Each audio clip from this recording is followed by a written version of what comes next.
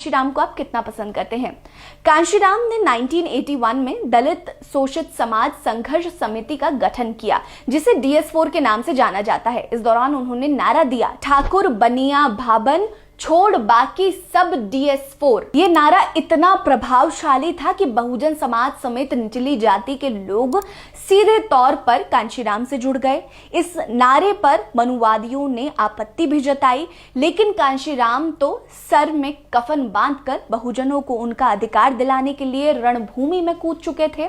ऐसे में मनुवादियों के विरोध का कुछ खास असर पड़ा नहीं। बहुजन समाज के लोगों पर हो रही क्रूरता के बीच कांशीराम ने 90 के दशक में ही एक और नारा दिया था। ये नारा था, तिलक तराजू और तलवार, इनको मारो जूते चार। उनके नारे में तिलक ब्राह्मणों को प्रदर्शित करता है, तराजू वैश्य और तलवार क्षत्रियों को प्रदर्शित करता है। कांशीराम के इस नारे में गुस्सा दिखाई देता है, बहुजनों को समाज में उनके अधिकार दिलाने का ललक दिखाई देता है, संघर्ष दिखाई देता है, लड़ाई दिखाई देती है। 90 के दशक में जब कांशीराम देश में अपनी राजनीतिक स्थिति मजबूत कर रहे थे, तब उनका एक और नारा काफी ज्यादा चर्चा में रहा था। उनका नारा था, वोट हमारा राज तुम्हारा, नहीं चलेगा नहीं चलेगा।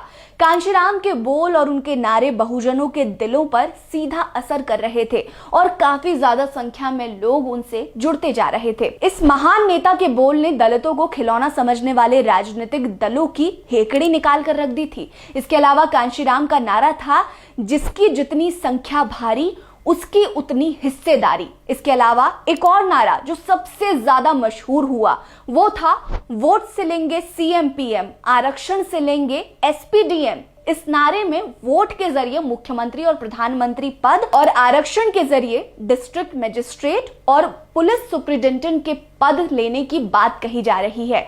एक बार कांशीराम मंच पर भाषण देने के लिए खड़े हुए। उन्होंने पहली लाइन में कहा, अगर श्रोताओं में ऊंची जाति के लोग हों तो अपने बचाव के लिए वे वहां से चले जाएं। इसके बाद कांशीराम के समर्थन में जोरदार नारेबाजी हुई।